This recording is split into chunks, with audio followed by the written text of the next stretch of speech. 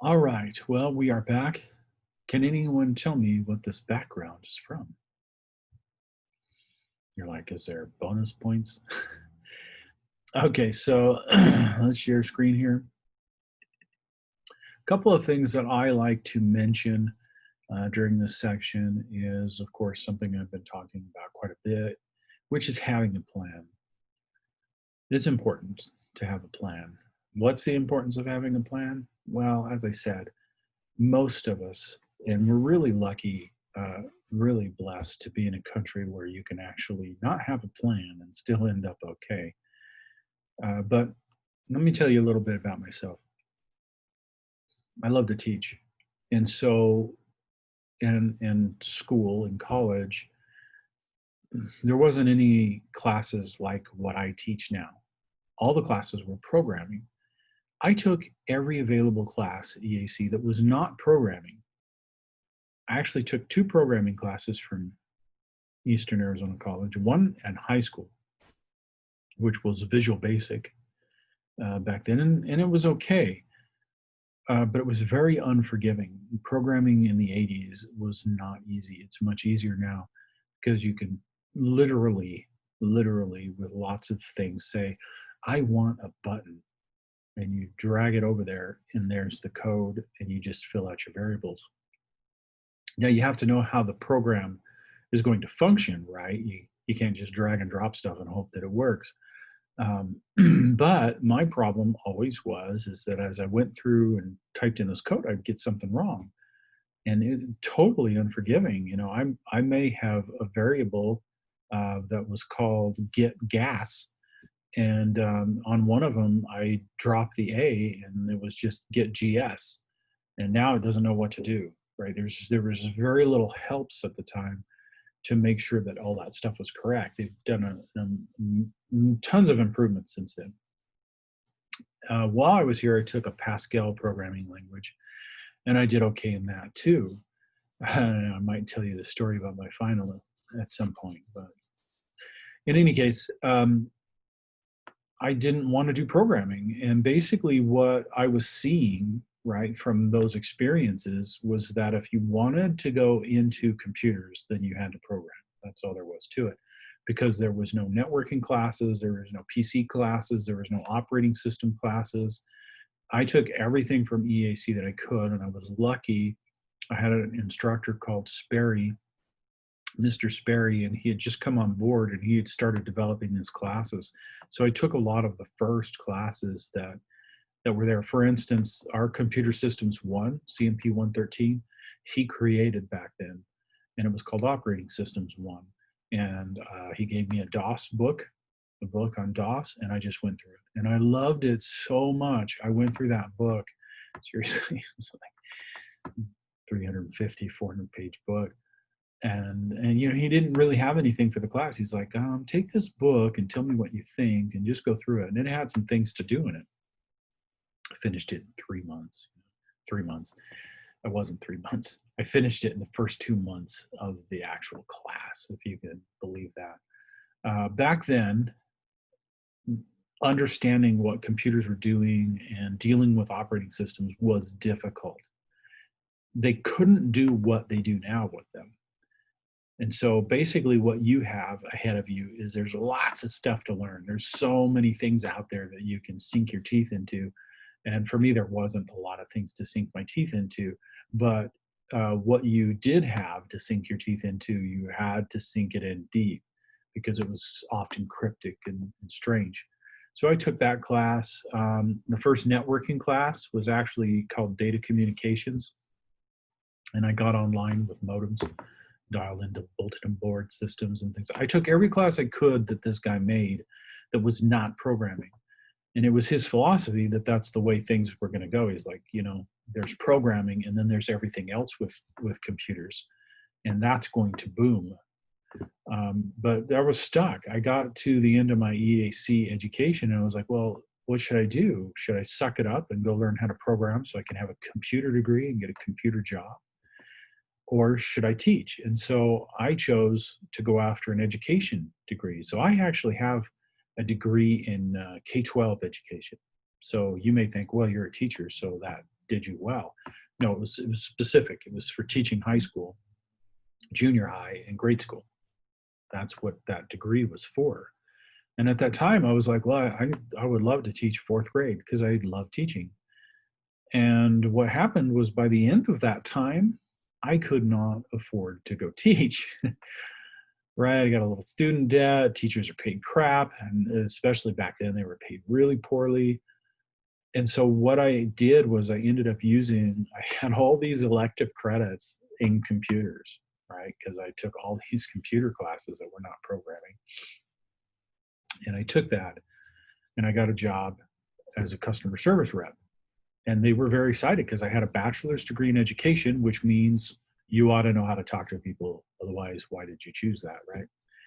And that's where my career began. And so my plan was what? What was my plan? I didn't have a plan. I wanted to take computer courses that weren't there, right? And so I took education classes, and for about 3 months, I was like, I'm going to go teach, fourth grade or fifth grade someplace out there. And then looking at the pay was like, I can't afford to do that. So now what am I going to do? Thankfully, life took care of me. God took care of me and enabled me to get to where I am now. I would have been much better off if I had had a plan. Now, I will say it was a lot harder to have a plan back then.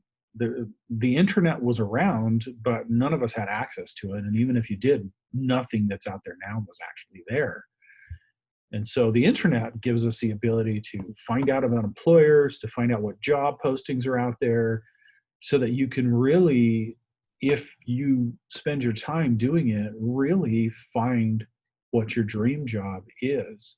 And again, maybe that's going to change a little, but it's going to be a lot more paired in the right direction, right?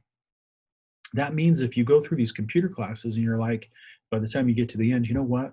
These were good. I learned a lot, and I want to go into these fields, right?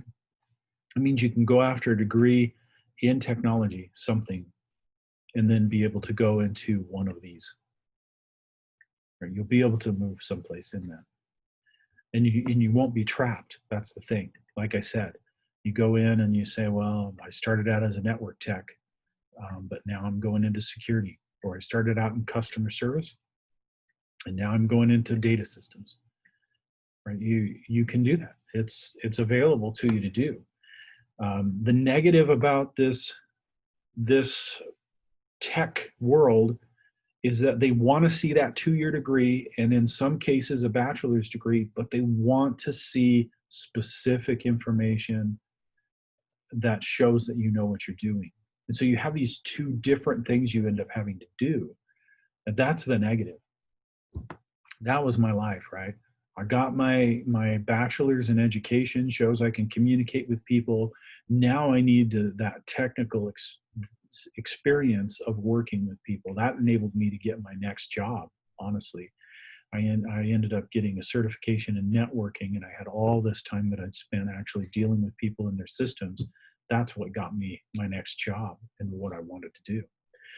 And so you need to have a plan. And this course is designed to help you have a plan, to get you a plan of how you get through EA, to get you a plan of what step I'm going to next. Am I doing certifications? Am I going on to university? Am I doing both certifications and university? And why am I doing those things? Because this is the job that I hope to get, right? And so all this is to build that plan.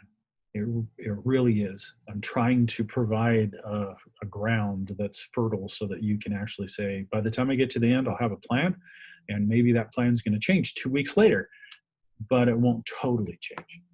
I won't be throwing it out the window and saying, I'm going to go be a doctor, right? It'll just be slightly changing. Now, taking a look at researching employers, this is really great. I'm going to jump over. There's my OneDrive, a portion of it. Let me go to IBM. Right? I'm going to go someplace big. Right? You can go to Google's and find this out. But let's go to IBM and search for jobs.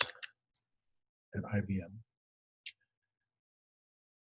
So it's going to do a search across just their site and going to pull up information, IBM Global Careers, IBM US Careers, controlling jobs, introduction to job control language. That's different. These are like mainframe things right here. Um, so let's go to US Careers.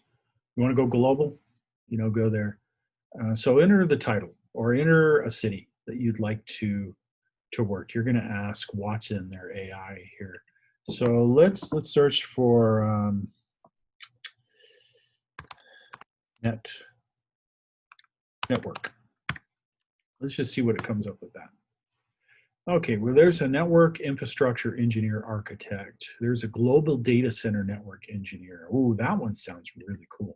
So let's check out the global thing here. Here's our global engineer. Look, I gotta get a freaking video to go along with it to tell you all about it. This is in Georgia, Sandy Springs, full-time. They want a bachelor's degree.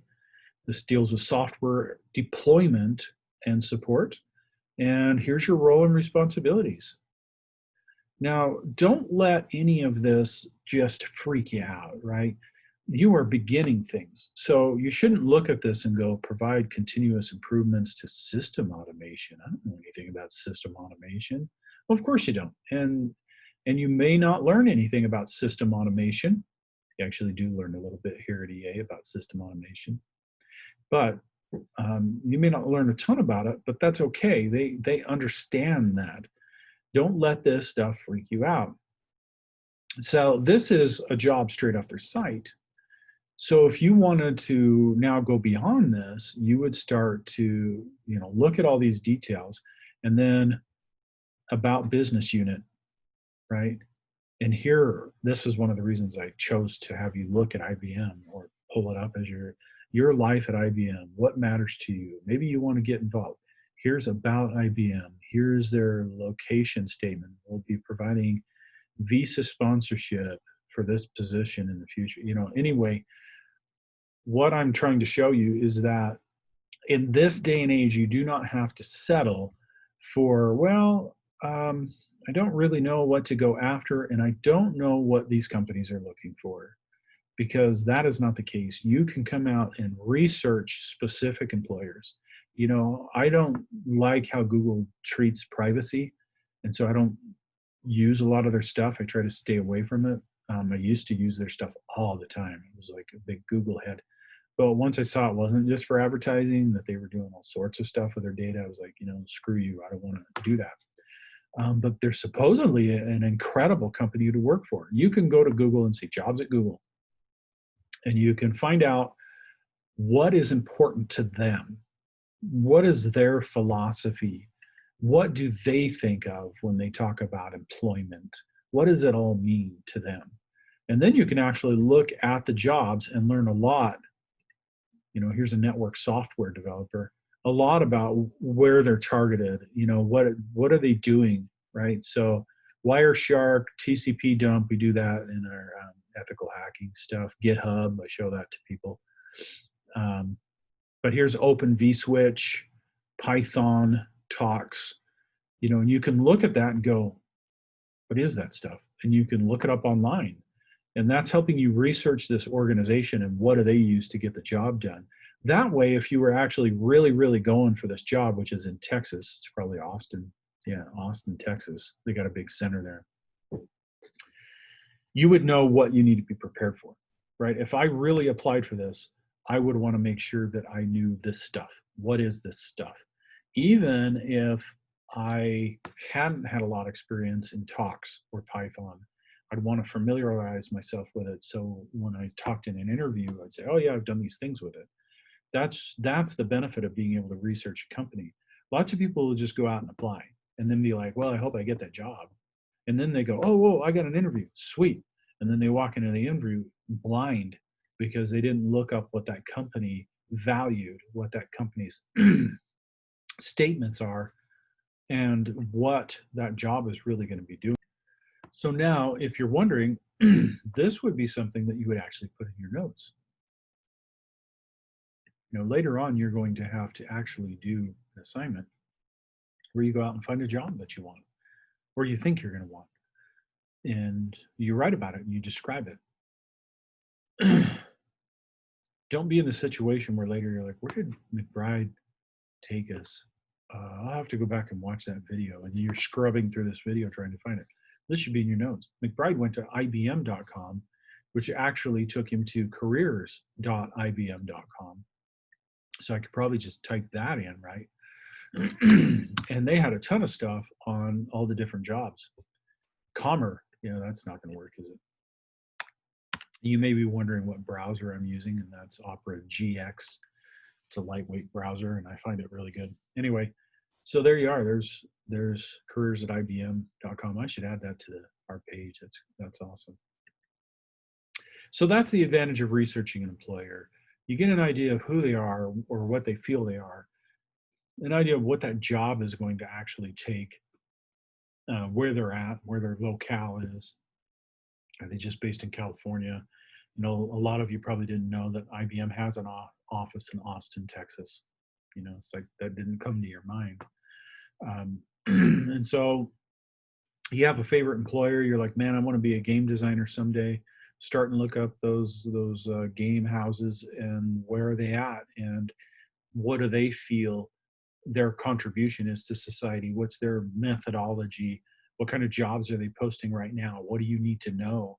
Like, oh, I'm going to be a game designer, so I'll take these computer classes at EA. Sweet, great start, but look at what your destination is and go, oh, well, they're always programming in C++, so they're actually using this or that to get the job done. That way it'll help educate what you're trying to do in your education. So moving down a little bit here, once it gets there, here's your careers reflection. So let's take a look at what am I asking you, right? So as you do this week's reflection, what stood out to you the most? Think of the following as you write your one-page paper. It's like 3 paragraphs. Now, here's some important information. What does this page need to look like? Well, it needs to be 11 or 12 point font and 1-inch margins. Don't change anything else, and you'll be okay.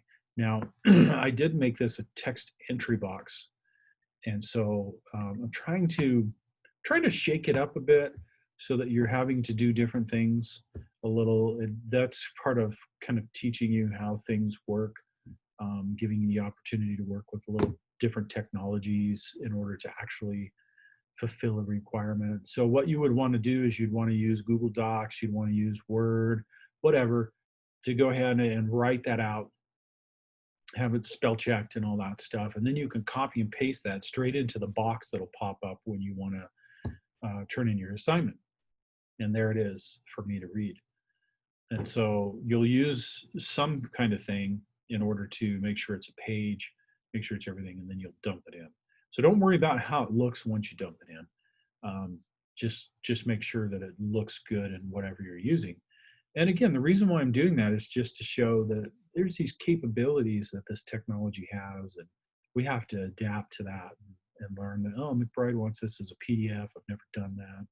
So I'll make that. Oh, now he wants me to dump it in the text entry box.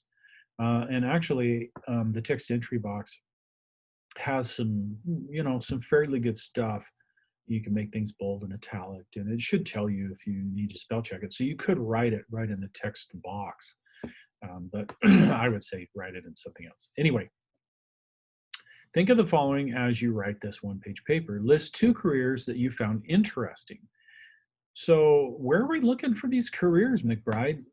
Well, if you watch the videos, right, there's a bunch of them right here in Career One Stop. There's a bunch of them right here in Career Coach.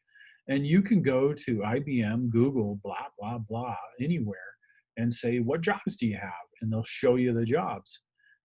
So that's what you're using. Now, you want to tell me where you found it, right? So when you're answering this, oh, I was over on IBM and they had this really cool thing. Or, oh, I was on Career Coach and I didn't realize you could do this, right? So you want to reference, not just say, I found this and it was cool, right? You want to tell me about it like we're having a conversation. So for those of you that feel that you're not good writers or whatever, it's really a pain to do this.